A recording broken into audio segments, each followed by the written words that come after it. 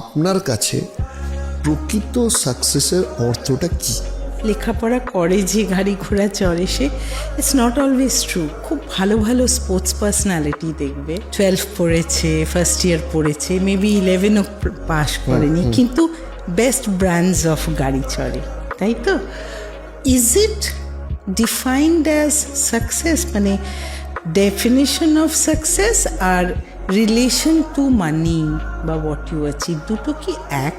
আমার মনে হয় না। ডেফিনেটলি তোমার লাইফে ভালো করতে গেলে, এস্টাবলিশড হতে গেলে তোমার মানিটা ইজ আ পার্ট, কিন্তু আলটিমেটলি সাকসেস ইজ স্যাটিসফ্যাকশন।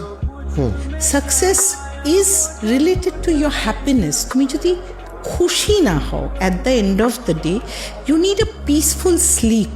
তুমি সোনার খাটে শোবে কিন্তু ঘুমটা এলো না, that is not success. Success is something much, much more.